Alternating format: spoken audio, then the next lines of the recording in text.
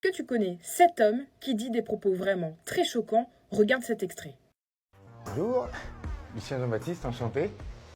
Alors, moi je suis très content de vous rencontrer parce que j'aime bien suivre... C'est réciproque, c'est vrai, ouais. Dans votre programme, je vous cite, vous voulez bannir la musique nègre. Je veux simplement que qu'on mène une politique culturelle identitaire. Qu'est-ce que vous considérez aujourd'hui, en 2016, comme musique nègre? La musique nègre, c'est l'expression de l'âme des populations de race congoïde. Parce que vous parliez que ça peut conduire à l'ensauvagement. Il y a une obscénité latente. La musique nègre est très chargée de sexualité. Le rythme de la musique nègre est sexuel. Hein?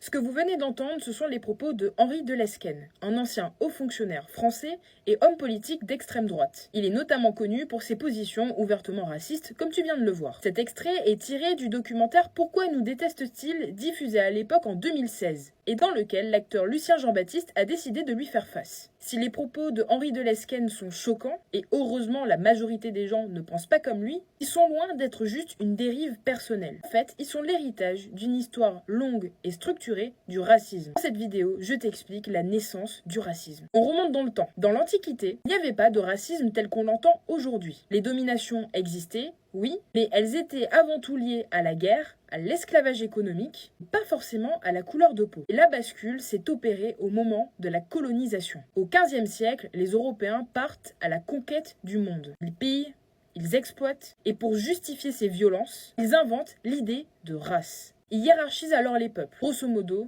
les blancs sont supérieurs à tout le monde. Au XVIIIe et au XIXe siècle, la science racialise les hiérarchies. On mesure alors les crânes, on classe les humains comme des espèces animales, c'est ce qu'on va appeler la phrénologie, une pseudo-science qui prétendait lire l'intelligence ou la moralité à partir de la forme du crâne. Et il y avait aussi l'anthropométrie, qui consistait à mesurer le corps humain pour établir des classifications prétendument scientifiques entre les races. Le racisme devient alors un système de domination et de pouvoir basé sur la science. Les clichés se diffusent. Noirs paresseux, juifs avares, arabes violents. Ces stéréotypes relayés par les médias, les livres, les institutions forment un imaginaire collectif qui aujourd'hui perdure encore. Aujourd'hui, le racisme structure encore les inégalités. En France, selon le défenseur des droits, selon une source de 2022, un nom à consonance maghrébine a 4 fois moins de chances d'obtenir un entretien d'embauche. À l'échelle mondiale, les personnes noires sont systématiquement davantage exposées à la pauvreté, à la violence policière et aux injustices environnementales. L'OMS estime que la discrimination raciale a un impact direct sur la santé mentale et physique des individus. Et ce racisme, il est parfois intégré inconsciemment.